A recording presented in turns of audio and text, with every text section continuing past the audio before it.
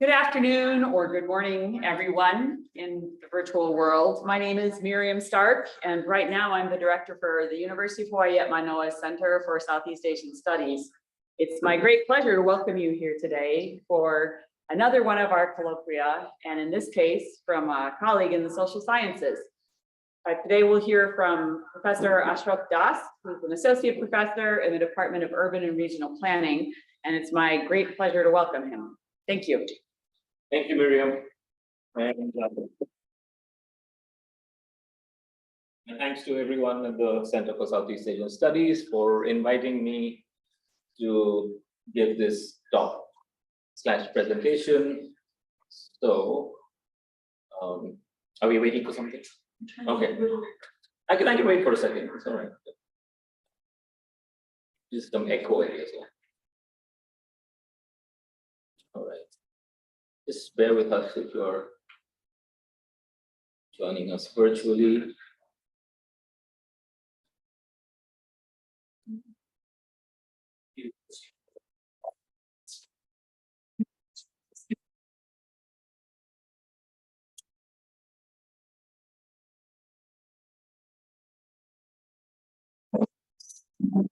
This sounds better, isn't it? Okay. All right. So I think they're still trying to fix some small technical wrinkles, but meanwhile I'll proceed. So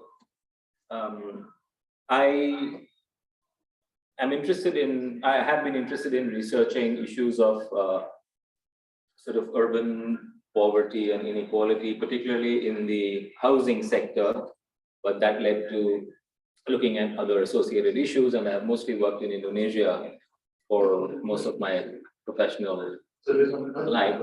Oh, I think, all right, no, we can maybe pause for a second again. Yeah, okay. All right.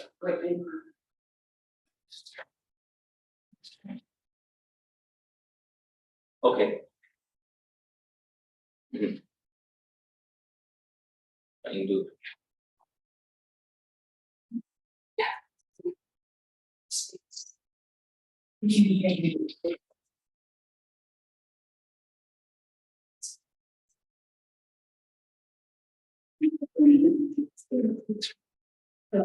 Hello.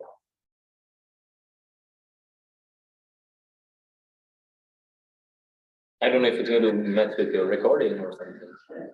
You just have the recording. No, I'm going to edit it in YouTube.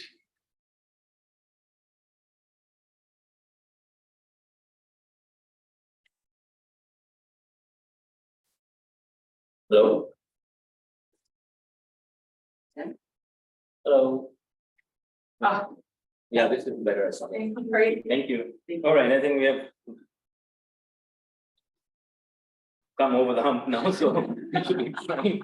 So anyway, so I'm in the Department of Urban and Regional Planning. So my research is mostly about urban poverty and urban shelter related issues, and the inequality and disparity that prevails in many of the cities of the global south, or most of the cities of the global south, and how through local level creative endeavors and more inclusive and participatory planning, we could probably achieve better outcomes. So that's the thing. So the title is Making Affordable Housing Livable and Lessons in Participatory Planning and Design from Indonesia. So, so just some background and the motivation for this research that I'm sharing with you. And this something I kind of wrote, I think last year when I finished this, but it's the outcome of many years of work, and so gives also like a broad overview of certain issues. So, the background is that, because of the rapid pace of urbanization and also the inadequate capacity of planning, of formal planning in Asian cities, I mean, there has been increasing inequality and vulnerability because of climate change induced challenges, etc. The second thing is that it's been over 50 years, very recently, just over 50 years, that a person called John Turner, a very influential sort of figure in planning, revived this idea, because I'm saying revived because it was there in sort of existence, several decades prior, but in the 1960s, he revived this idea that informal settlements, or as people would call them, slums or squatter settlements in various parts of the world, and or various local sort of names by which they are known, should be left to their own to the extent possible, and that's going to try to fix a lot of the challenges. Trying to fix it through top-down planning or through very modernist approaches actually doesn't yield the desired outcomes.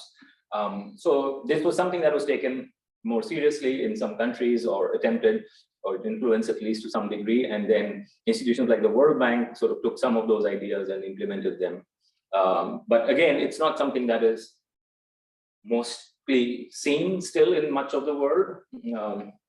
There is still a tendency to, this is because of a lack of understanding of urbanization processes and a lack of understanding of how people are able to consolidate and their own environments and shelter over time, and sort of the over obsession with property rights, etc.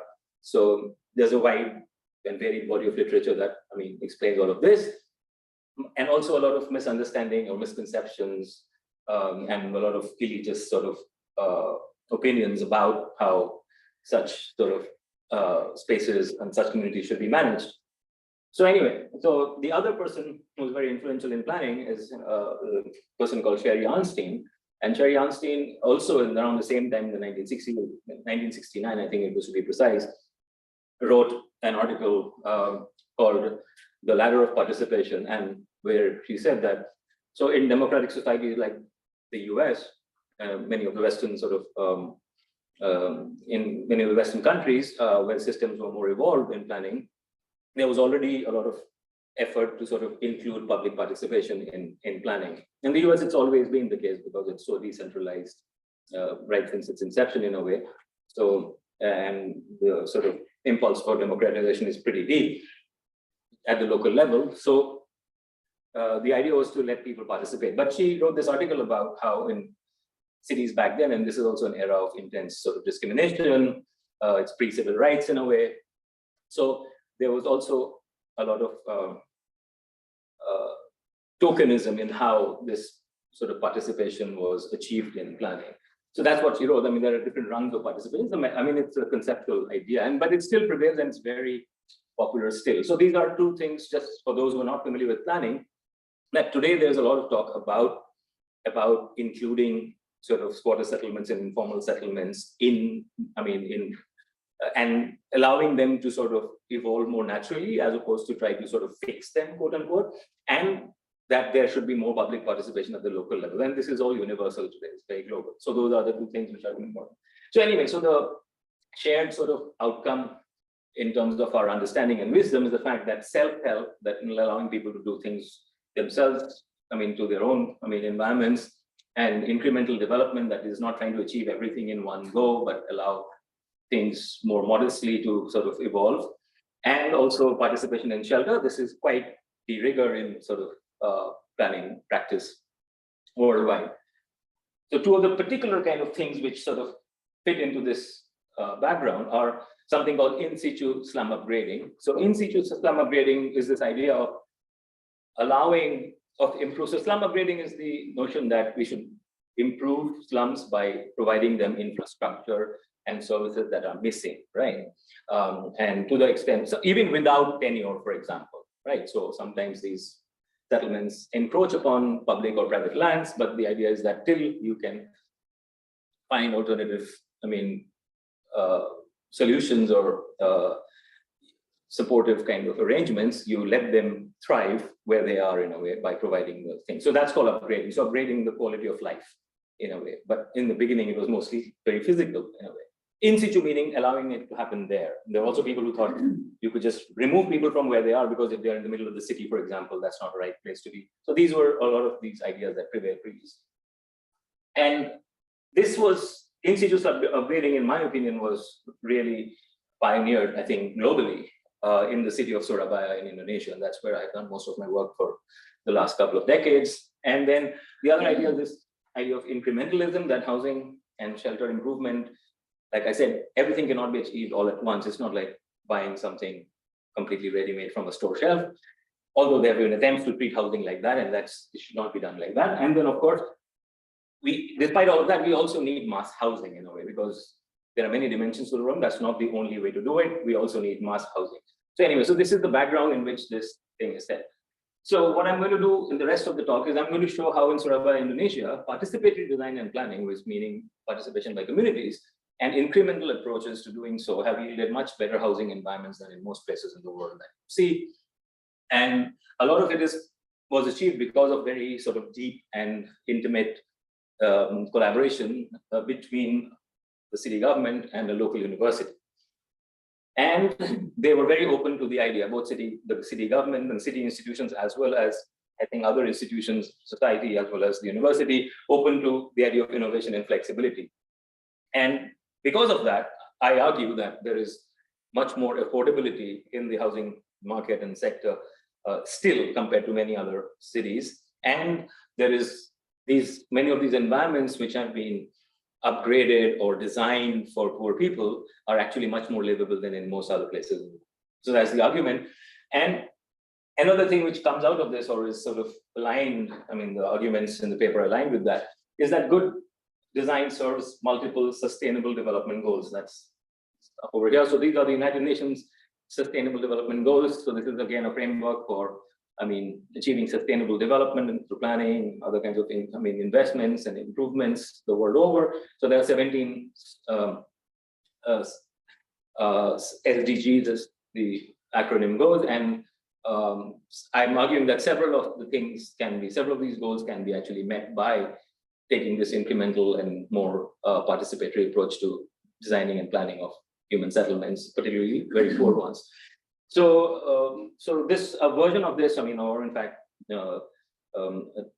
most of this research, well, I mean, that I'm going to talk about is featured in a chapter in this recent book that came out called the Routledge Handbook of Urban Indonesia, which is a very comprehensive, for the first time, maybe a book looking specifically at urban issues and responses in Indonesia.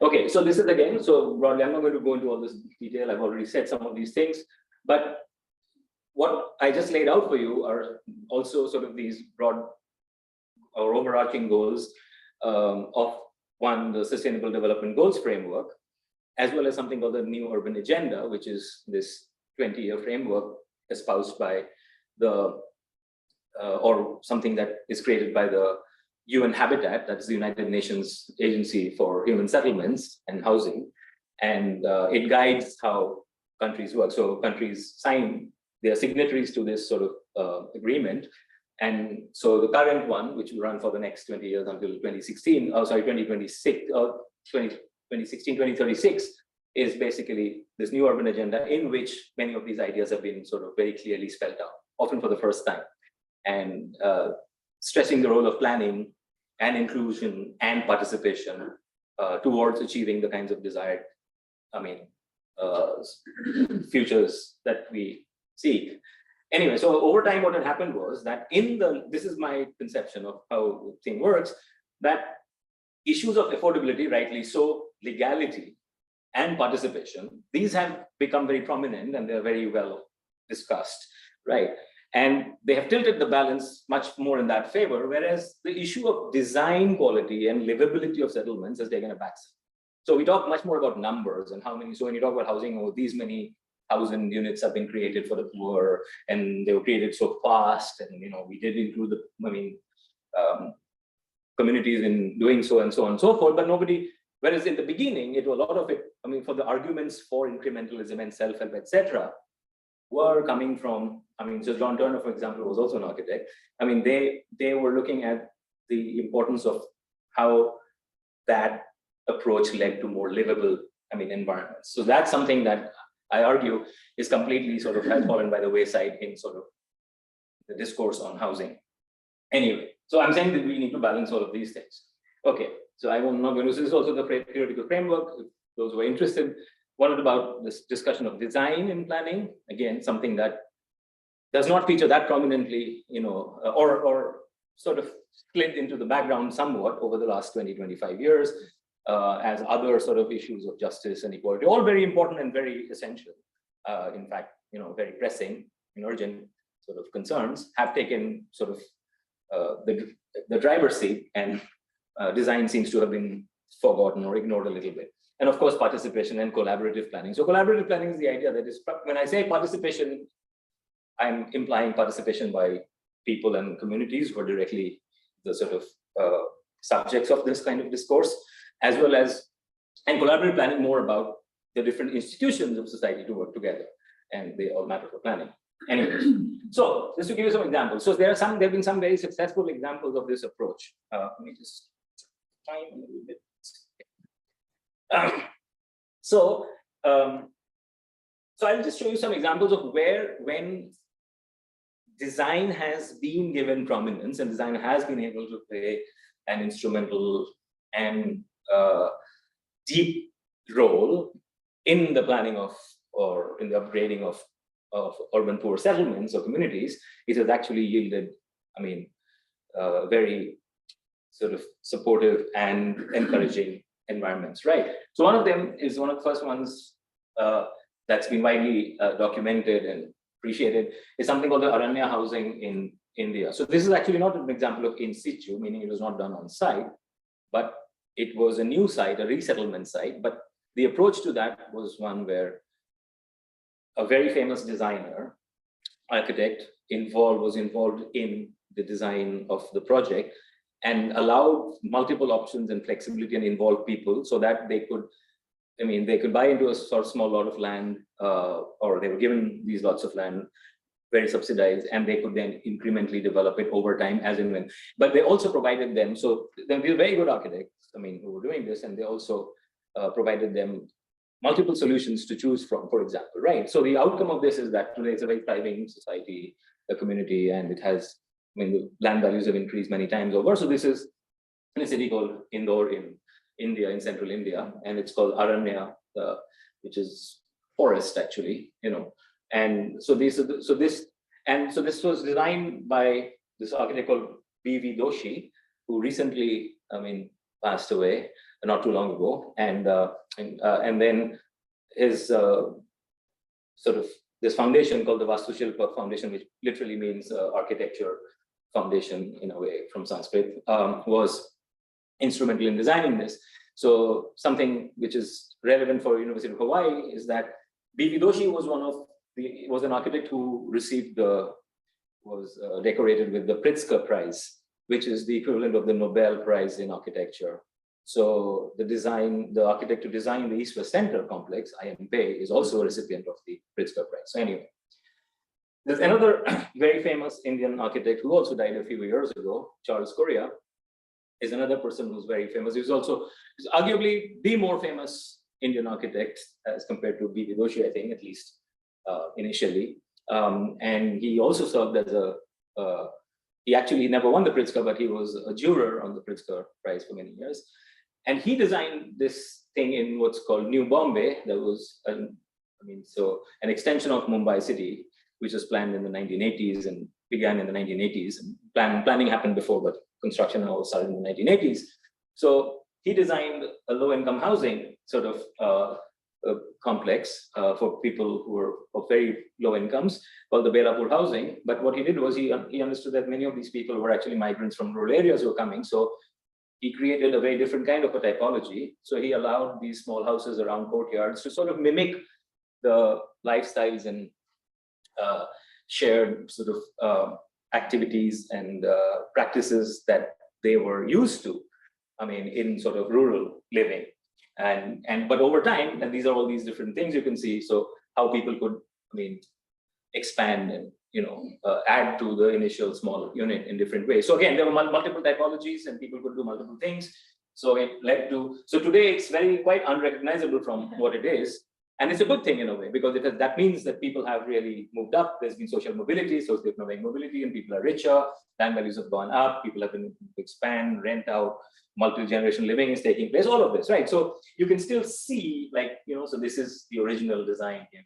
These are parts of the original design, but these look like any other middle class sort of development in India. So, but the point is, the stimulus was provided, and the stimulus was, in my opinion, I mean, a smarter way of doing it, and that has led to much more desirable outcomes over the years. In more recent times, there's this other, this is a firm called Elemental in Chile, and one of the founder of this firm is an architect called Alejandro Aravena, who is also a recipient of the Pritzker Prize. So what I'm trying to say is that these architects have attained the highest level of achievement possible in the field of architecture. So anyway, so this is after a massive, earthquake in Chile.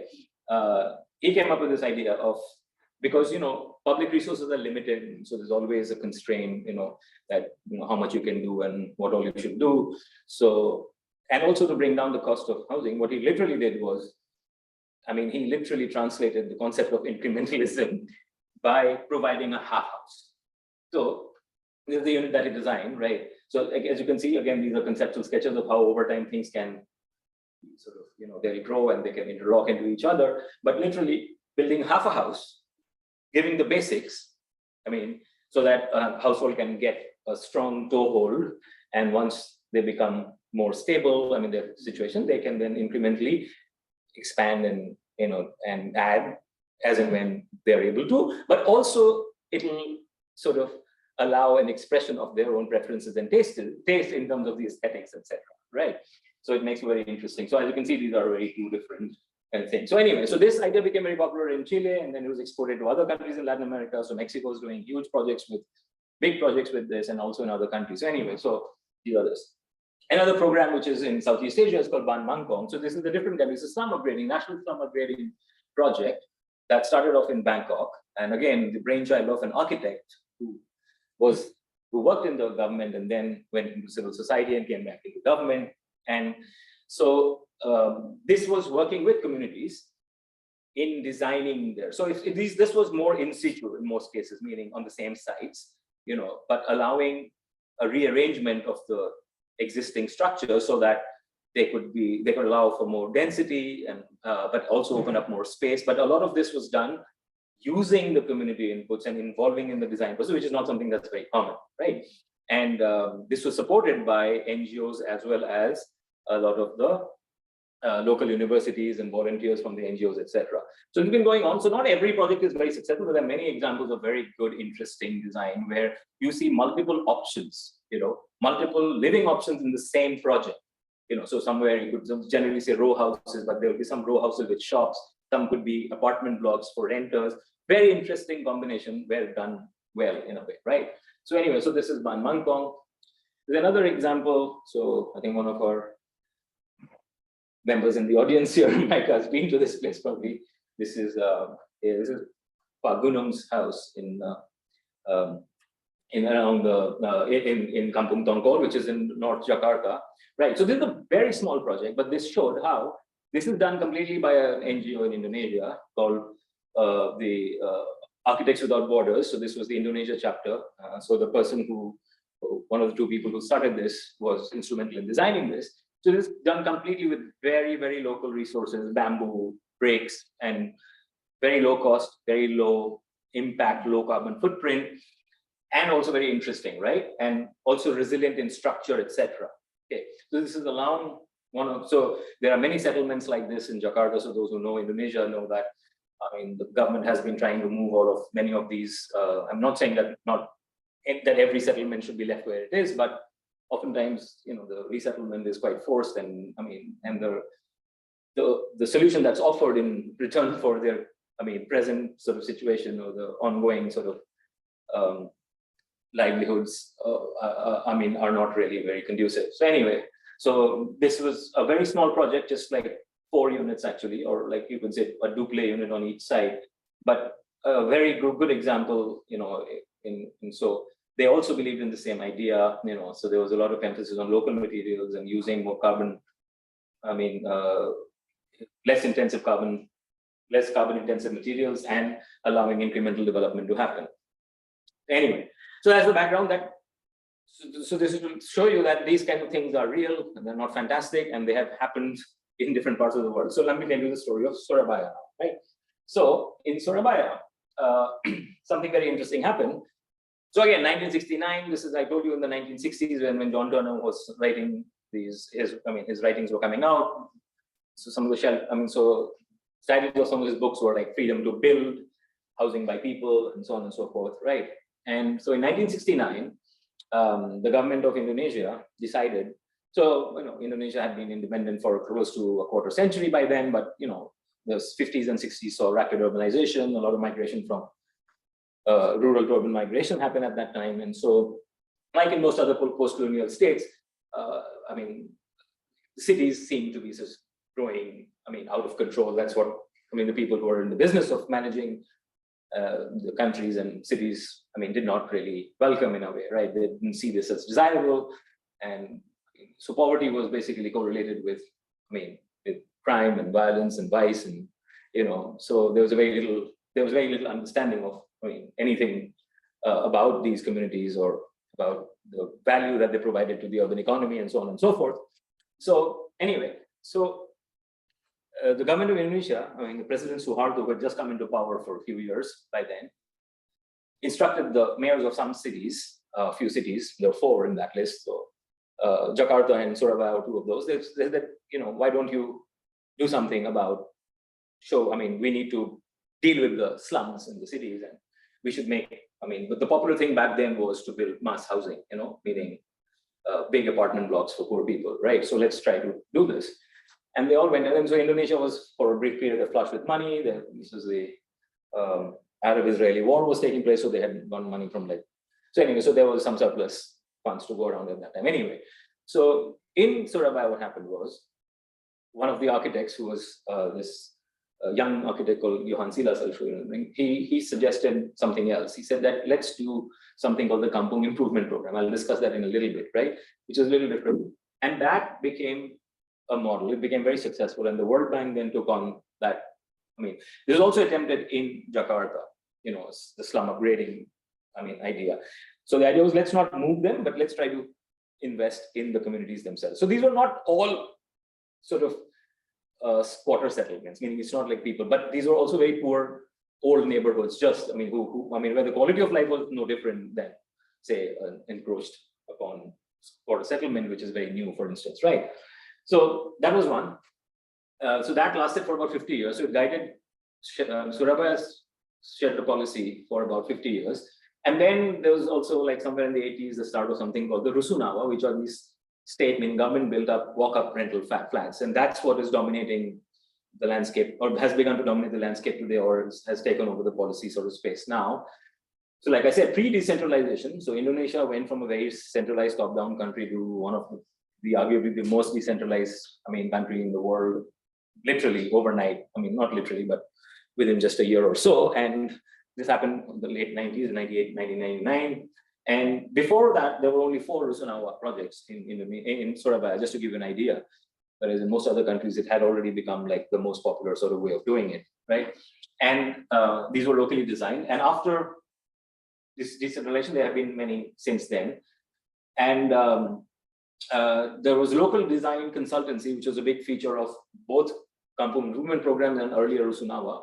When it sort of started declining later on. So anyway, so this is what happened. This is just so the idea of Kampung Improvement Program was, so kampungs are, for those who are not familiar with Indonesia, kampung are the traditional neighborhood. Kampung is also a word used for your hometown or village, so so a lot of urban geographers, etc. Urban people would think that it is the term for settlements that predate the modern city in a way, right? So these are traditional neighborhoods. There are people, in many cases, they are mixed income. They may or may not be, but in Surabaya or many other cities, actually over time, they have become quite mixed income. And yet, they were very poorly serviced in the 60s. There were no, in most of the kampung did not have proper services, like, say, water supply or sanitation, or many people didn't have those things. Even in some cases, electricity was not there. Solid waste management was very poor. There were in many cases, paved roads, stormwater drainage, etc. So the initial Kampung Improvement Project is very interesting. I'm arguing that the Kampung Improvement Project was one of the most successful shelter policies, right? And which led to affordable housing. But interestingly, there was no funds earmarked for housing improvement per se. The idea was that housing is something that people will improve on their own, but let's improve the other public facilities and amenities, right? So things like footpaths, solid waste management, these are very early, these are these used tires that were like repurposed into, and this was an innovation, I think, in Surabaya, from Surabaya, but it went to other places in Indonesia. And then a lot of it was done with community help. So there are these concepts for volunteering called Karja Bhakti in Indonesia. So a lot of that was invoked. No. So there were also some myths created around these things, which a lot of other sort of Indonesianists have explained much better. And then over time, as you can see, there's been improvement. So today, if you go to Surabaya, Surabaya was the city that I think persisted with kampung improvement programs for a very long time. It's not just one program. There were many programs that came, but the generic name is called the KIP, the Kampung Improvement Program. The earliest one was called the KIP. So there were some X-KIP, Y-KIP, like that, different names, but they're all under the umbrella of kampung improvement. Later ones, this is something that I studied for my dissertation in the early 2000s, the mid 2000s, and this was, by then, there was more emphasis on things like economic development, local economic development using community managed microfinance, focus on public health issues and public education, those kinds of things, less physical infrastructure because a lot of the physical infrastructure has already been improved. So this is the story of kampung, right? So this gentleman is Johan Silas, he's retired, he's in his mid 80s now, but he's still very active and he still works as a consultant. He's like a doyen of design architecture in Indonesia, a very well respected gentleman. So this was his lab, it was a laboratory back then. So the laboratory is called LPP, which is the lab for housing and human settlements, Laboratorium Perumahan dan Permukiman in Bahasa Indonesia. And over time, they led students and faculty to work on a lot of these projects, the understanding of the city that led us. So they were like the consultants. This is an era where NGOs were not common in Indonesia as opposed to many other countries, for example. So they kind of filled that space for the civil society organization who worked as the glue between communities and sort of the city and the city's ally, which was the research center / laboratory from the university led by, and so they paid a lot of attention to design and they worked with the communities and so on and so forth. And there's a lot of autonomy that they enjoyed. The city didn't interfere. This is a very important key point. So the flexibility was able to come about because of the autonomy that they enjoyed in the process. And so this, if you can imagine, so this went on uninterrupted till at least the early 2000s pretty much, right? So over 30, 40 years, there were generations of local planners and architects who graduated with this, from this program and had this mindset and the philosophy, and that sort of seeped into creating this outlook and philosophy in the local government towards kampung communities, which was unique and different than I think others. So this helped to build a lot of trust. Anyway, so these are other people who research some of these things, and time here. So this is a friend of mine who did her research for PhD research, and she showed how it's not. So the network of alleyways and paths and streets, they're all small streets. So some streets sometimes need to be expanded so that a fire tender can come in or something. But because many of these existed in very constricted sort of environments and arrangements, so over time we do these things. But one of the key characteristics of kampung life is how the public space spills over into the private space. And this is not just in Surabaya, you see this in many kampung in Indonesia, in urban kampung, in Indonesia. But this is what gives it a unique sort of a vitality and acts, and supporting these life worlds, both the private lives as well as the livelihoods, as well as the shared sort of community life in a way. So this is, so this picture I took around midnight. So this is a very small house, a very old lady. Not old. She was around 50s, in her 50s at that time. So she ran this she had just started this small shop. Started meeting a few months ago, and she ran. And there are many kinds of shops like this, in the kampung. So the kampung is like you can just step out in Surabaya and most kampung, and you'll find something to eat, like in 2 doors down, or So, and some of the better kampungs, which are more thriving. You can pretty much expect that 24 hours, there is a buzz happening, and people are outside, coffee shops, all kinds of amenities that you can think of. So very, very supportive sort of community living in a way, right? So these gentlemen are playing cards here, and that's the point. So this becomes the hangout, and they're all elderly gentlemen or even young guys. They come, the kids are there. So this is what I meant. So very safe spaces, So these are concepts in urban planning and urban studies, like eyes on the street, for example, the broken windows, right? So these are things. You don't see broken windows, and we always have eyes on the street in the improved kampung. Okay, so rusunawa are the things which are walk-up flats, right? This is important. So walk up. So the point is that there are no elevators, right?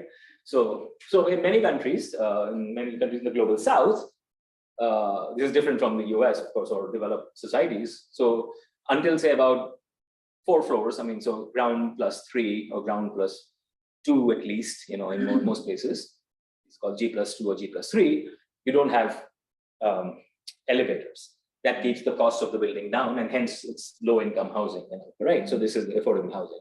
So these are walk-up flats. So rusunawa means they're walk-up. So usually nowadays they're inserting, because rusunawa are getting a little taller, you know, and so there are elevators coming, but typically the prototype was walkable, right?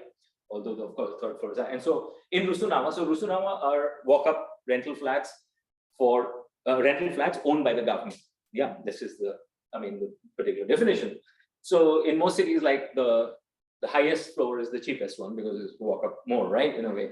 So anyway, so this is the typical one, which is the later ones designed by the laboratory at the local university. Whereas the laboratory and the department started by Johann Silas, right? So as you can see, it's quite different, but still you see a lot of things that people can do here.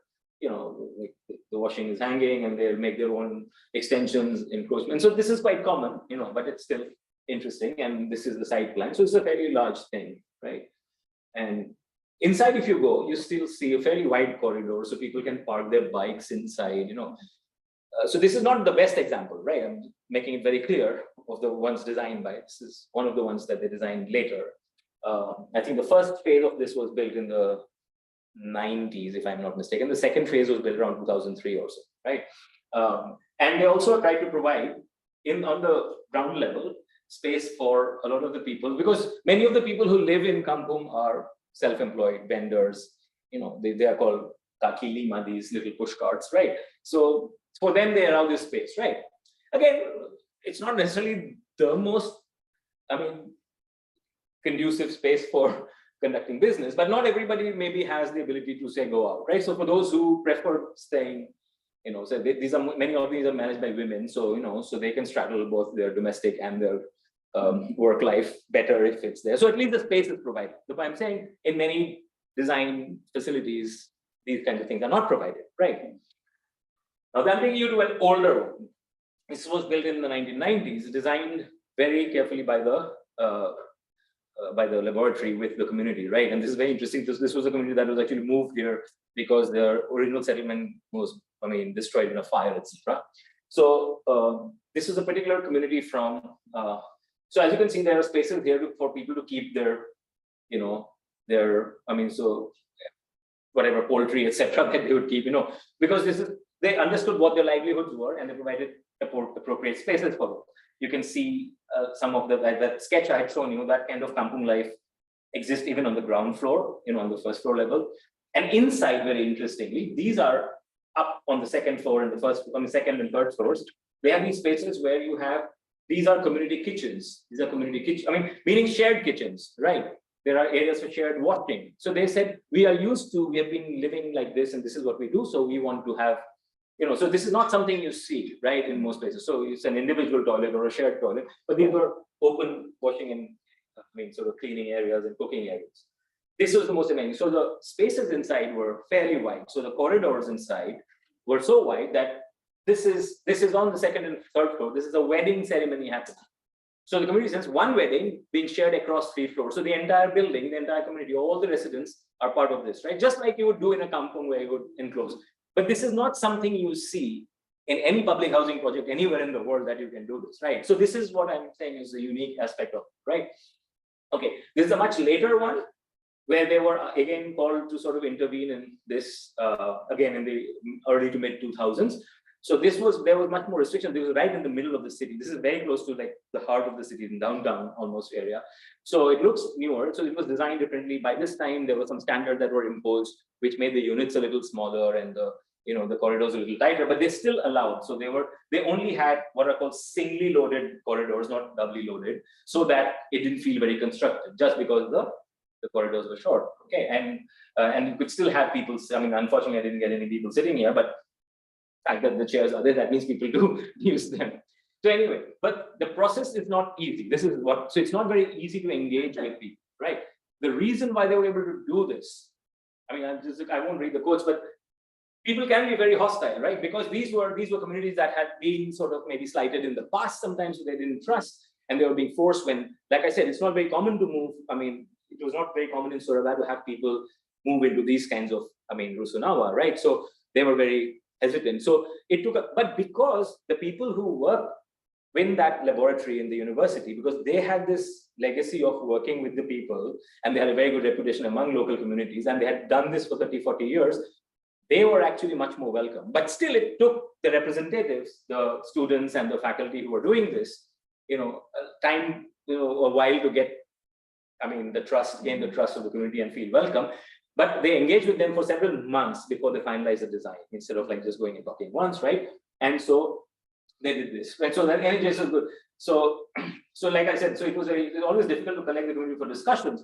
So they had to do this late at night, right? So this is something, in the beginning I talked about the ladder of participation from Arnstein, right? So these are some of the things, so even in this country, right, if you want to hold a public meeting at say from 2 o'clock to 3 o'clock in the city hall, most people cannot come there, right? So it is very exclusive, right? It's inherently in the design of those kinds of efforts that you have exclusion, right? So these were things that were overcome over time. That's the point I'm trying to make here. So anyway, so over time, then what happened, I don't know, after decentralization, a new mayor came in, and she was very pro-poor in a way. She'd actually worked with Johan Silas. She was Indonesia's first woman mayor, and she was very pro-poor, and she started promoting the rusunawa. So my sort of reading, or my sort of interpretation, my argument is that she started promoting more rusunawa because post-decentralization would happen. Decentralization means local governments have a lot of rights and autonomy to do how they want, things that they want in planning and design and policy making, but they also have to come up with their own revenues. See, so it becomes a big challenge, particularly for smaller towns and cities. So on the one hand, you have more rights and more sort of autonomy. At the same time, you have to become more financially independent, right? So what happened was the Indonesian government, which became, richer with some time. So the National Housing, Agency started promoting more rusunawa nationally, and they started giving money for that, right? So I think that is something that probably tilted the balance towards more rusunawa, and so the mayor was interested in utilizing those, funds that were available for doing this. So so in most of these rusunawa, they were newly built after, say, after 2010. These were mostly in, so the lands had to be provided. The land had to be provided by the local government, right? So these were they already had land, but so they chose the cheaper lands, right? In a way, or the less financially sort of desirable, so some of them were not necessarily very well connected by transportation services, etc. But still, the land was there, but this is probably one reason there. But the thing was, these things did not see much involvement of the local university, because the plans, etc., were pretty much there done by the National Housing Agency. So you now see a rusunawa being built all over the country. They're the same kind of unit plans and the floor plans. All they maybe tinker with is some of the elevational structure. So the roof might look a little different, but inside it pretty much. And they came up with very standard sizes. So typically it's about, like I said, this is about 6 meters, very standard length, but it's not even 3 meters wide inside. So less than 3 meters wide inside, 6 meters. So this is one of the newer rusunawa. And so you can see how congested it is, right? It's just, this is an entire family living. But the new rusunawa, because they're funded by the national government, and so they have the rules and regulations, and the city government sort of also kind of does not recognize the same value as before. So there are restrictions placed on what you can do. So there's this idea that living spaces should not have commercial activity, right? So they're not allowed to do any vending, but this is all illegal. But still, many of the people need to make supplemental earnings, and so they do these kind of things, like run some small, and there's also, more importantly, part of their culture, right? And so this is not being allowed. Then you can see, so this is considered illegal. This is all, But so there are, of course, I mean, officials who are benevolent and when they let this slide, but you can't really have this all over. So there are very few pockets where you can see this, as opposed to the older projects where actually, it was very, very, and this is some of the most sterile looking environments. You can imagine some of the new ones. So where there's no space here to do any of the vending that I showed in. Otherwise, you can just imagine from the corridor, this cannot have the kind of, kampung style, public environments and so on. So anyway, so I'm almost done here. Yeah, give another minute or two. So like I said, beyond affordability, good design yields comprehensive shelter improvement. So there's a lot of things. I mean, it's about the quality of life that can be achieved with good design and incremental sort of incremental development to happen in India, right? So water, sanitation, decent work and life, these are all different sustainable development goals. And I'm saying that this kind of an approach to shelter can support a lot of these goals simultaneously, and well. And if you have participatory and inclusive and flexible design built into a housing project, it yields much more livable and productive environments. This is the older, so this is the important part, even in rusunawa and flats. So to be very honest, I haven't seen this kind of, even in, like I said, Ban Mangkong, the Thai project, for example, inside of apartment blocks, even in Ban Mangkong, I haven't seen this kind of sort of flexibility and sort of environments that allow so many different activities to happen, inside a living environment. I mean, in a housing environment. So, so this is the other thing, that the wisdom of in situ upgrading in the kampung was something, that they could completely translate in some of the earlier carefully and patiently designed projects, to, enhance the livability. So the point I'm making is that, like I said in the beginning, you need mass housing. It's not that everything can be just left to sort of organically develop, and that's not right either, but there are many people, especially in the lowest income brackets, whose lives are very different from that of people who have regular 9-to-5 jobs, for whom living in flats, or the way most of the people in the developed world live, because they do regular jobs. These are not jobs, they are self-employed, and a lot of the space in the home has to be sort of devoted towards their livelihoods. So these kinds of environments cannot be supported by the sterile, conventional, modernist, apartment block living in a way, right? So, and these processes are necessarily slow. You cannot really observe some of this, but you can actually observe improvements and changes within 2 years, but still it's over, say, a 5-year, 10-year, 15-year period that one is able to really notice how remarkable transformations can happen, through those approaches. So anyway, so the lessons are that kampung are still the poor, still provide affordable living housing. So in Surabaya, I said Surabaya is one of the best examples of, I think, among cities where the poor find affordable housing, is because kampung exists in the heart of Surabaya. Kampung everywhere, right? Right next to the most expensive areas in central Surabaya, in downtown Surabaya, you find kampung, right? So in those kampung, there are people who are very low income who also find, so there are different kinds of rental options, right? You could just have a little tiny sort of one room, shelter. You can have one with a kitchenette. So students, young, sort of urban, sort of office workers, all kinds of people find housing in the city, right?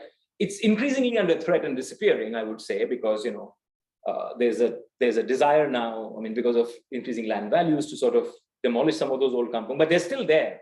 But I fear that they may not be there if this wisdom is kind of lost somewhere, Anyway, then at this point, as this participatory upgrading and housing planning and design improve because of the laboratory's very sustained engagement. So this is an argument I make in favor of having more university and city and community engagement. And this is universal, I think, this particular principle. Then I said centralized funding is useful, meaning, yes, you need money from the national government, but then that doesn't mean that the design and planning should be centralized also. In fact, it absolutely should not be, right? Because you need to respond to climate, you respond to locally available resources, skills, and so on and so forth. So it absolutely makes no sense to have centrally designed plans and designs being implemented in any country whatsoever, right? And then planning laws and regulations and construction standards, although well-meaning, are often the impediments towards doing this, right? Because they're arbitrary to begin with, standards, right? Yes, you need standards for seismic stability, and for all kinds of things. I understand that, right? But there is no innate sort of logic in that, in a way. I mean, when they were first created, they were always sort of arbitrary. Even in the US, for example, if you look at zoning laws or building standards, they're just copied. Like when a new city wants to do something, they just copied it from pre-existing ones, right? So they were in the beginning maybe a handful of cities which were unique, and then everything else is a copy of something like that, right? So for example, in Honolulu, I mean, we build with drywall and the kind of construction we do. I mean, that's something that was devised for the temperate latitudes of North America. What doesn't make any sense in contemporary Hawaii, for example, right? Anyway, so involving local universities, CSOs, communities, civil society organizations. I mean, this is very important in order to enable sort of an ethos and a vocabulary that is intensely local and able to respond to local needs and local sort of cultures in a way, right? And like I said, in order to assess the viability of these things, we have to allow long time horizons so that institutions and collaborations can mature and develop over time. I think that's it. So thank you and terima kasih banyak. So we'll keep this in mind. All right.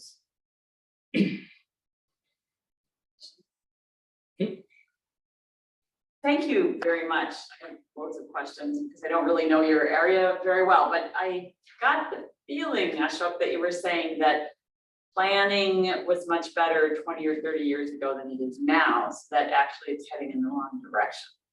Is that what you meant to say? The earliest examples you showed us, or sorry, either you were saying that planning trajectory is going down and that affordable housing is becoming less livable, or the needs are changing. And I couldn't figure out whether the reason why the earlier examples of affordable housing seem so wonderful to me is that people were just transitioning from a more rural lifestyle, or whether they really did seem better than now. Yeah.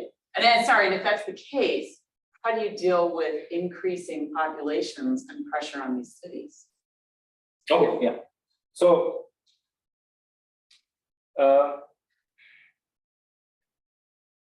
planning overall, I think, is much better than what it was before. I mean, by that I mean, it's nowhere sufficient. So if you just look at numbers, for example, globally, we need many more planners. The world is urbanizing very fast, cities are changing. So we need more and more planners, and there's a big, shortfall in just the number of professionals that you need. This is true of other fields also, but particularly planning is a relatively new, profession. So anyway, but like I said in the beginning, so those big frameworks like the Sustainable Development Goals and the New Urban Agenda, these are frameworks which are very progressive, right? And they are able to achieve the kind of things like justice, equity, inclusion. So, but those are aspirational, I would say, and we run the risk of letting them remain rhetorical unless we're able to achieve those in right. So for doing that, I'm saying, so the oftentimes, although planning documents, planning missions and visions of planning institutions will proclaim a lot of those ideals and goals around the world, you don't really see that in the outcomes on the ground necessarily, right? It's not the rule, it's the exception to see a very good project like that, right? So the argument I'm going to make is that in the particular case of housing, and housing is even more so because housing is a very complex endeavor. So even within planning, housing is probably one of the most challenging things, and that's why housing continues to be an issue everywhere in the world, right? Even in the richest countries, it's a very, sort of pressing and persistent challenge, right? So most of the housing in the global south gets done in a very top-down fashion, right? So the answer is, so like I said, it has become a numbers question mostly, right? So the proclamations will be made, this administration promises to build 30,000 units in 5 years, fine, right? And that's it. So they get a lot of kudos and applause for saying that and maybe even doing that, right? But the question I'm saying that over time, so it's also interesting, there's more detail in the paper, for example. So over time, the standards have also been shrunk and compromised, right? So just to give you a sense, so in the 1970s, for example, the smallest unit that was being built as part of a slum upgrading program in Chad, which was like an independent unit, but in a dense thing, used to be, say, somewhere about 50 meters square, for example. There were many like that, right? or so. But over time, today, I think they've come down to like 18 meters square, right? This is like the most lavish in many countries. There are even smaller ones, right? So this is, so, but even a country like Hong Kong, for example, when it was doing, it had even smaller units, for example, officially, right? So the standards and spaces have been shrinking because it doesn't make sense, right? They are not the most lucrative projects in a way. So but what I'm saying is even with constraints of space, etc., you can achieve, even with less resources in a planning department, in the planning institution, in the local government, you can achieve much better outcomes and solutions, design solutions, if you engage the communities to know what they want and how you do it, right? So Surabaya did it because of good designers who were able to sort of ply their trade, so as to say, patiently over time, and then also engage with communities citywide in a way, right? So that's the thing. So in the old days, on the earlier projects, because rusunawa were few and far between, right? They were able to do this. I'm saying you can still do it. Maybe like, so I showed you some of the newer pictures, which they had the involvement of. So they are still better than the run-of-the-mill sort of cookie cutter kind of, housing project that's being built, right? So that's what I meant. So there is more capacity for housing. More capacity for planning, actually. As cities become richer, you have more money, your institutions become more mature. But what I'm saying is that what we are forgetting is that to make housing projects livable, you also need to emphasize on the design process and the design quality, So the very rushed approach to doing things in order to just generate more and more volume of housing is something that does not enable, that to be achieved. Yeah, I just can't help but think about Chicago. I teach about origins of cities and I use Mabini Green, right? Mhm. Got a lot of people, got to house them, big towers, complete disaster. Yeah. But what happens in the long run, at least as we've seen, is that profit is more important than having livable, affordable housing. So those people who are unhappily and unsuccessfully housed in Mabini Green are getting forced out of the cities. Yeah. And I wonder if that's going to happen. So Mabini Green, for example, or the public housing projects in the US, the reason why public housing earned such a bad reputation is because they were created as part of urban renewal projects, right? So there's a lot of money pumped into the building of those projects. There was no involvement with the community. There's no discussion, no involvement with nobody. And so they're just forced into those. And there was no money allocated for the maintenance of them. They believe that as they will people will move into better housing, their lives will improve, they'll go up the socioeconomic ladder, they will have more surplus income, and that will be put into the maintenance, and none of that happened. And so because there were lots of other factors, structural problems, etc., that were ignored or not even noticed back then, probably.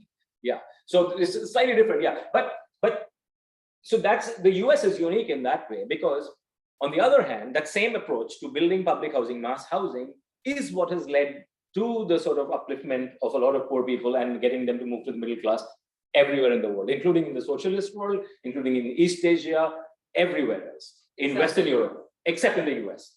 Because it came about in a time when there were other major problems, right? It is pre-civil rights, right? So there was a lot of deep set, ignorance and racism, and very short-sighted in a way, right? It was no.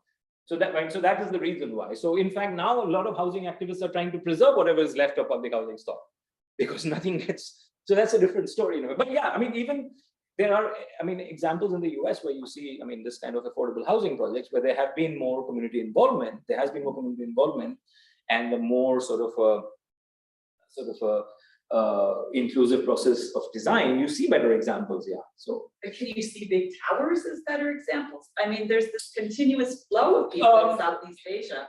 Yes, no. That's what I'm saying. It's not conducive yet for much of the global South until people are still. So there's another thing, right? Which is the formal sector and the informal sector, right? So most of the livelihoods and the jobs in the global South exist in the informal sector, informality. A lot of that is self-employment, right? So they don't have spaces. So, the people who are vending particularly, or, not just vending, but say even run small factories and manufacturing units from their own, or shops from their own homes, right? Formalized planning and zoning, which the US model, for example, it segregates land uses and zoning and activities, will not allow that to flourish, right? So oftentimes, the creation of these kinds of mass housing and towers, etc., blindly apes those, restrictions and regulations from the West, for example, and tries to impose them, and that's not conducive to the lives of the people who actually inhabit those spaces. Yeah. Terry, I was. I have a question. I really enjoyed your talk, and I was curious about two things. Like in your Belapur, Mumbai example, the housing looked very much like I guess more community shared space, and that there were a lot of different sizes based on what the family could afford and choose. And then that was, I think, more comparable to the KIP program in Indonesia. And it seems like in these designs, and like, it looks like the outhouse is there. So the bathroom is not contained within the house, which is. That was an Indian thing. Yeah. Very typical in India. Or even Asian thing. Southeast Asian thing. Yeah. I was wondering, with given how different groups, their traditions don't always mesh together. Yeah. In a place like this initiative, would everybody be mostly from the same farmer village in a rural setting, or same religion, same caste as when it? I can't remember exactly the details of this one, Yeah. right? But it was like Mumbai in a way, right? So there was an overrepresentation of maybe some regions, even in Belapur, right? But as you can see, there were these different sizes already and types, right? So there were these 5 types that were, suggested, or maybe even more later. So, it's a challenging thing, right, to do. So what I'm saying is, at a very minimum, for example, how do you do that? So the one example I showed you in Surabaya, Yeah. where all this community, spirit is very intensely alive, right? And where the wedding was taking place, in those kinds of environments, yes, those communities were more homogeneous, because they were predominantly, of course, there were some other individuals and households, but they're predominantly one community in a way, right? Ethnicity-wise, they were Maduranis mostly in there, right? But yes, a lot of communities. So it's interesting that sometimes, even today, in most cities, some communities tend to be more homogeneous and others are less homogeneous, right? So, but at a basic minimum, the effort has to be made to at least know what kinds of livelihoods people have, what kinds of vocations they follow, what kinds of spaces they desire, so that at least through participation and inclusion and shared participatory design and planning processes, you could at least arrive at some consensus.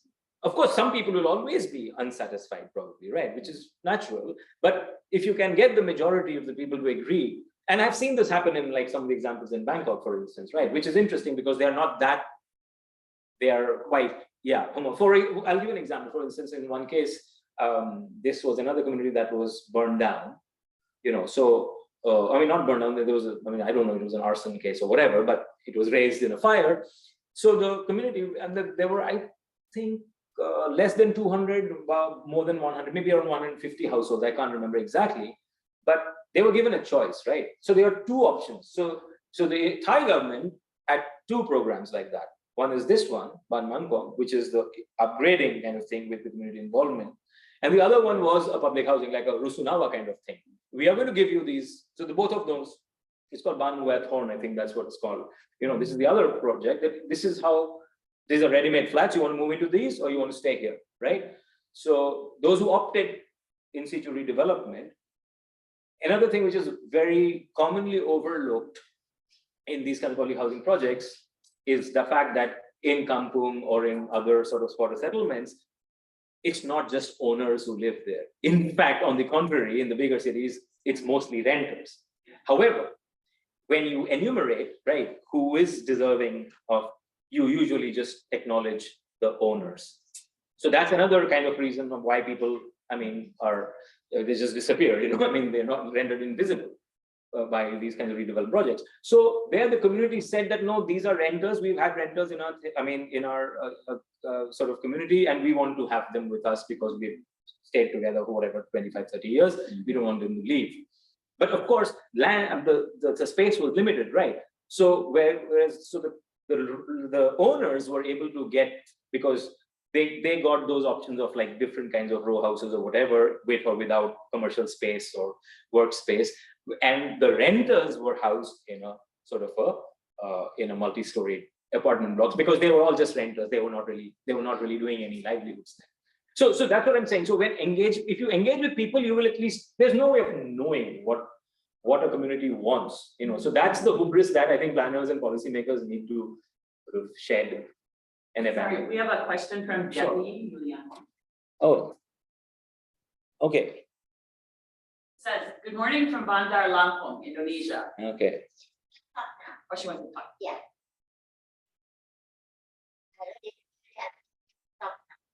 Yeah, Devi, silakan. Speakers off. Oh, is something off? Now we lower the speaker of the TV. No. Oh, she just gave the question.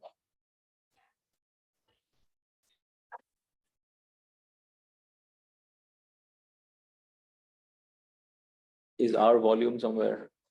Oh, I didn't know connection. The question, Okay.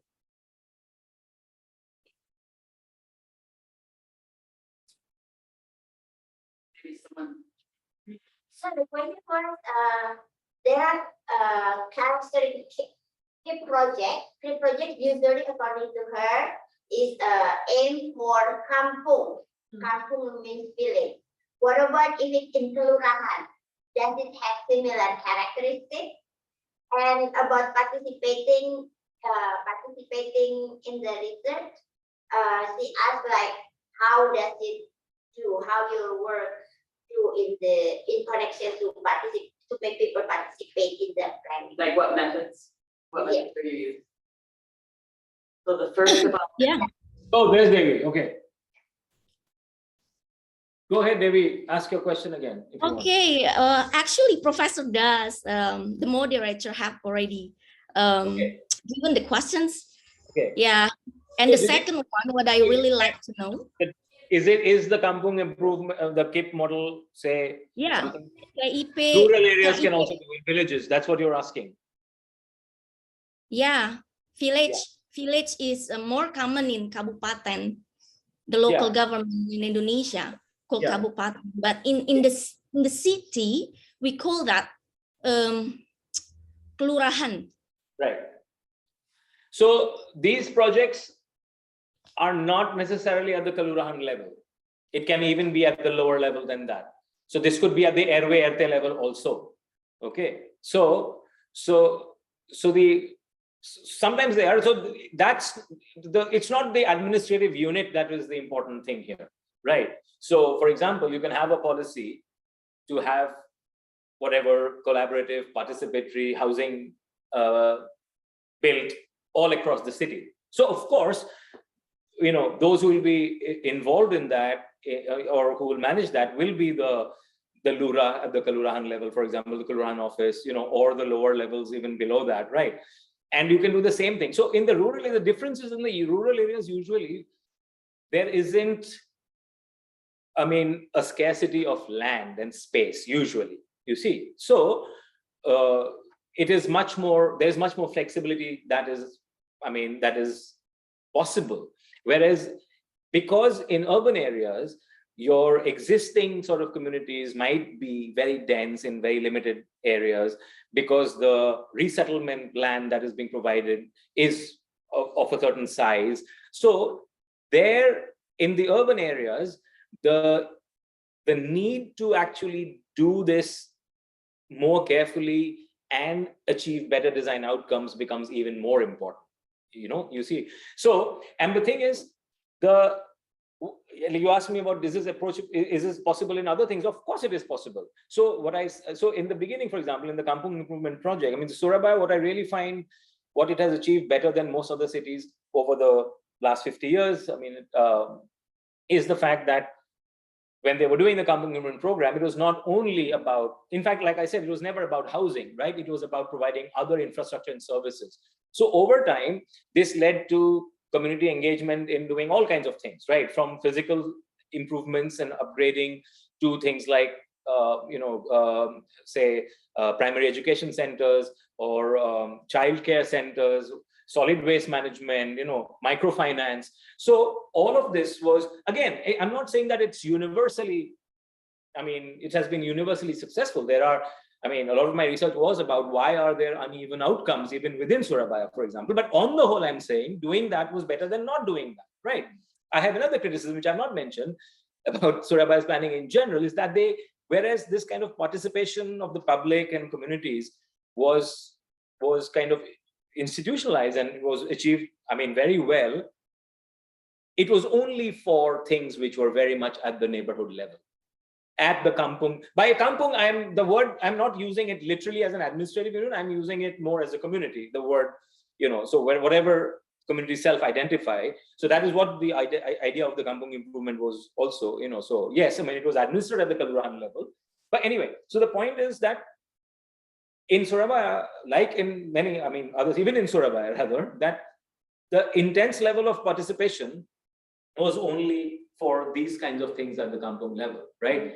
Anything beyond their, even forget about Kelurahan, even beyond their airway level was not something where people really contributed. So for example, in Indonesia, you have the Musrenbang process, which is participatory budgeting, so there's another sort of very good progressive idea in planning, and which has permeated the global north from the global south, originated in Brazil. So this is where local communities and individuals and citizens, I mean, everybody tries to participate in the budgeting process of the city to determine how the budget is going to be allocated, right?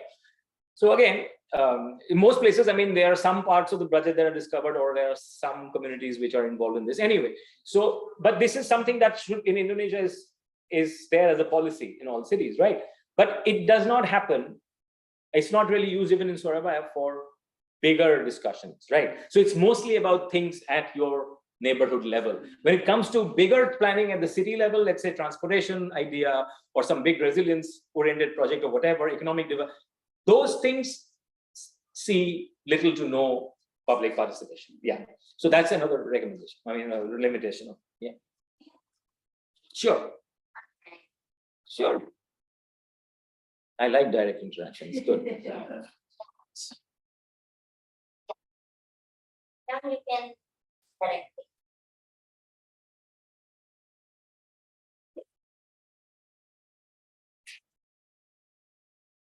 Hello? Makes it very interesting. Yeah. Yeah. There are so many lines of sight you have got to maintain. Here, there. Yeah, can you hear me? Am I audible? Hello? Hello. Am I audible? Yes. Yeah. So I think my question is like in the lines of Devi, and let me explain a little bit, I think what she was trying to say. So I think in Indonesia currently, since the Jokovic government, every area, unless it's built by the private construction company, for example, and if there is any housing colony like gated community. Other than that, every community, whether it's like city or whether it's a village kampung, so there is like government funding at RT, RW or kampung level.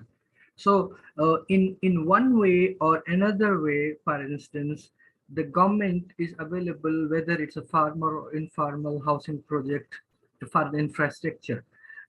So my question is, I think I'm trying to understand, still I'm not able to understand, for instance, when you are referring to these housing projects. So if these kampungs or these housing projects, they are part of the individual like housing village or something, not built by the private company for the commercial purpose, there is in certain ways the government, like local government, or kacamatan or kelurahan available there for the help. So I'm still not able to understand the connection you are drawing between the public and private, and how formal or informal are differentiated. Where is the blurred line?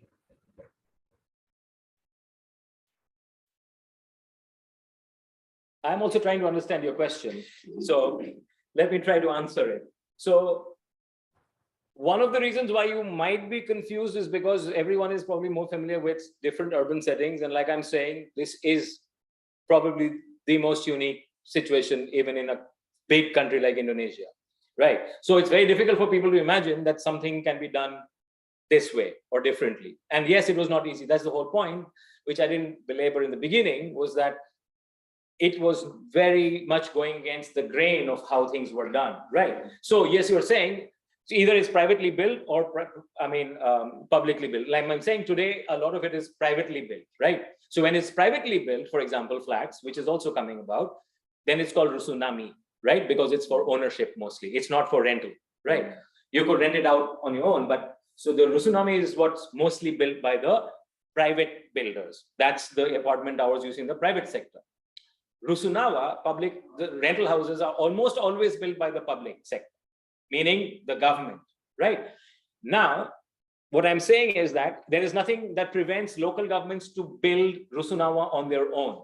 They can do that. But I'm saying housing is a very complicated, complex, and expensive process. So most cities and towns will not put their own money into building rusunawa, because they have the national government program which supports building of more rusunawa. So they have many programs like the 1,000 tower, million houses, 1,000 towers, So there were these kinds of national level programs which promoted the creation of rusunawa. So in most places, what you see, whether it's we seeing it in Bandar Lampung or wherever you are probably familiar with, you will see mostly projects which are being done in that same mold, right? But what I'm saying is it doesn't have to be like that in a way. So my criticism is that this like I said, 99% of the projects are done in what you were saying that way, which is, the government decides we're going to build this and this is how we're going to do this. And this is the land here, this is the money we are giving, or this is a national government project, they're giving the money. And then we'll say, okay, we have so many units, you can come and apply for this, you be on a waiting list, you get it or don't get it. What I'm saying is that there have been, the examples I showed you in Surabaya are exceptional. They are very exceptional. And they were the result of a very participatory ethos that came about because of the many years of planning and doing kampung improvement.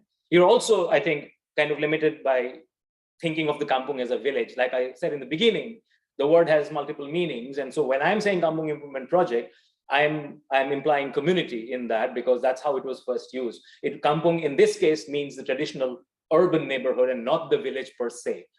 So that maybe that's where some of the confusion is, or because you're trying to relate it to maybe how you sort of have looked at the word kampung. So anyway, so the point I'm saying is that there are exceptions. There are exceptions possible. There are different ways of doing things which are likely to be much more sort of effective. They're not easy by any stretch of imagination, I'm not saying. That's why I had those quotes also, that even with an entity like the laboratory in ITES, the local university, who had so many years of engagement with the communities, was still, they had to face quite a lot of opposition or hostility in the beginning, right? So it's not easy, but I'm trying to exhort policymakers and planners and citizens to think differently, So I don't know if that answers your question, but yeah. There is. I don't think there has to be a blurring of the line in a way. I would even say that even private sector developers could achieve this.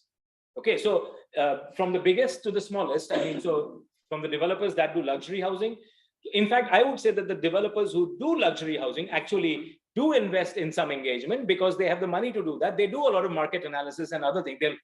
So they'll figure out what people need. It's the lower you go in the sort of the affordability ladder, that's where any kind of engagement with the eventual user kind of disappears completely in a way, right? And I'm saying that it is not too expensive to do this, and the payoff are far greater than what you can imagine. And if you can institutionalize that and sustain that over a long period of time, you can see very palpable sort of improvements, in sort of planning outcomes. So I don't know if that, but I think That's my attempt at answering. Thanks for the question. Thank you. Is your use of kampung within the urban situation Yeah. kind of parallel to using mohalla? Yeah. Oh, no, but can be bigger than that. Can be bigger than a mohalla also. You know. Yeah, but yeah, loosely the mohalla. Yes. Yeah, in a way. Yeah. Yeah. So see, in the beginning, it was like I said, in the 60s when they came up with the term, it was because there were these identifiable pockets of poverty. Okay, so legality and illegality didn't really matter that much. Like I said, that was where it was colored. So most of the kampung, so in fact, in Surabaya, they haven't really dealt with what are called, in the beginning they did in the 60s and 70s, but say from the 80s and 90s, they didn't actually address the illegal settlements, which are squatter settlements, because they are smaller. These are the ones that you would see, say, along waterways, canals and rivers, under flyovers, along railway tracks. Those kinds of communities were not addressed necessarily, right? They were addressing legal entities, right? I mean, so this on paper was recognized as a particular neighborhood. I mean, whether it be a Kalurahan or a smaller part of that, you know, and inside those sort of entities, you had a mix of tenure, I mean, options or statuses, right? So some people, they were illegal because they didn't possess, let's say, the right kinds of documents. But people could vouch for their, I mean, ownership or claim to that space because they had been there for 3 generations, you see. So in the eyes of the law, they were still illegal in a way, squatters, right? That kind of thing. But these were mostly, so that's why I said these were neighborhoods that were very identifiable as relatively impoverished, at least compared to the rest of the city. And hence they were called kampung. So they were very, I mean, neatly distinguishable as entities in themselves. More permanent. They were more permanent. But they had been around for a long time. They were not, I mean, yeah, some of them were more recent, like I said, you know, but so they were always, so that is where the word was. So maybe because it resembled the village as opposed to the urban amenities and cities in the rest of the city, you know, so in terms of the deprivation of services, etc., they were more village-like, you know, but yeah, of course, these were all I'm talking about urban settlements, yeah, in a way, yeah. I have a question, but I live in Surabaya for my middle school and high school. So kampung is like barangay in the Philippines. Yeah. And Surabaya is just like many big cities in Asia, started small, and then the sprawl of the urban center becomes bigger, and this used to be rural becomes urbanized. And kampung is the general term used whether in urban or rural setting. My kampung is in my hometown, so it's a very interused terminology. However, my question is, thank you for the presentation, Dr. Das, but my interest is in small island, remote places where in Asia, where you have dense coastline population with low structures because of less financial power. But then you have the tsunami risk. Right. There were government intention to build tsunami evacuation center, 3-4 story high, multi-use, commercial use, but it has not been very effective. Do you think, and how can we utilize a mixed use, 3, 4, 5 floors, like rusunawa or rusunami as a disaster resistant mixed use housing and commercial, but also protecting for disaster risk, tsunami, earthquake at the same time. How do you sell the idea? Yeah. No, I think financing is second part, but how do you sell the idea? No, sell it to the residents. Yeah. No, but Charles has the whole point. We don't have to sell this idea. You see, so the thing I'm trying to emphasize is the process. You see, and what I'm saying is somebody has to design something, right? Somebody has to design or engineer something. What I'm saying is that in that process, you need to involve the ultimate user. Okay. Otherwise, unless and until, even if you are from that community, right? In most cases, because these are socioeconomically disadvantaged communities, you usually don't find their representatives in the sort of the higher echelons of power where these matters are decided. You see, so usually the designers and the engineers and the policymakers and the planners are people who are not from those communities. So as much as you might be well-intentioned and very much pro-poor, there is a limit to your understanding and ability to respond to their needs unless you really engage with them. I mean, if you engage with them over 10 years on a constant, regular basis, then yes, you will develop that. So that's the point. And this is not just Indonesia. This is true the world over. In fact, it's worse in many other places, right? So right now, like in Indonesia, if you go, almost any Indonesian, I would say, would be able to identify from a distance that this is a rusunawa and that's a rusunami. And my point is, it should not be the case. In a country as vast and diverse as Indonesia, why does every rusunawa and rusunami need to look the same? Doesn't matter where it is. Okay, whether it is in Papua or Ternate or Tidore or in Sumatra or in Sulawesi, why do they all look the same? Right. So that is why. So maybe in the small islands that you're talking about, I know you're from Maluku, for example, or Ternate, wherever, why does it have to look like what it's in Surabaya? Right? It can involve but the thing is so Johann Silas in Surabaya was able to do this because he grew up in Surabaya. You see, he grew up in Surabaya. He studied in Bandung, he came back. So he established the second architecture department, which is at ITS, the local university, right, in the country after Bandung. So he grew up there. So he grew up right across a kampung. So he had seen this. So he didn't claim that he knew it.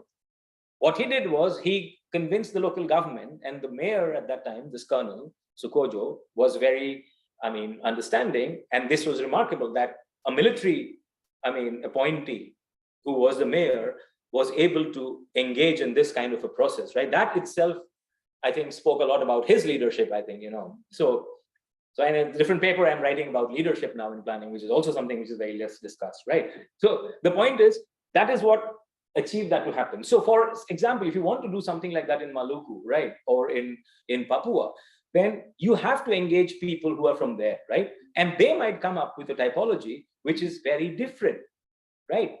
Because it's dependent on what their risks are, what their hazards are. And in light of climate change, this is becoming even more relevant. But even in terms of cost, the carbon footprint and all of that, you should use more local resources. And it is a need to look back literally at what was so-called, quote unquote, the vernacular in that place. Because traditionally, the more organically evolved forms in design and architecture, doesn't matter where in the world, like, whether you look at the igloo, for example, or you look at a longhouse, or you look at a stilt house, it is because it is the best response to climate and resources that's available, right? So that is something that needs to be revived, right? So the rich world is now realizing that, and there are all kinds of efforts to do that, and institutions that are being created to sort of certify these kinds of things. Like in the US, you have LEED, for example. So these are a lot of things that in the zeal to modernize, we completely sort of, tossed out of the window. And now we're describing that, the wisdom has always been in our backyard in a way, right? But how do you let it evolve and thrive again? For that, you need to engage. So it's the process that I'm saying that lends an idea of how things can be done better and differently. It's not the prototype per se. In fact, it should not be the prototype. Yeah. Well, we'll have to get you to speak to the mayor's office and the planning Okay. consultants. Inshallah, someday. I don't think anybody who's, I don't think my voice matters at all, but I'm just curious in sort of knowing how things work and sort of presenting them or something. Thank you. I think we better say thank you very much. Thank you for doing this. It's been a real pleasure. We've learned a lot. Thank you. See Thank next you time. for inviting me, and it was a thank you to all the audience that I couldn't see, but at least I could see a couple of them. So thank you. Yeah. So thank you very much.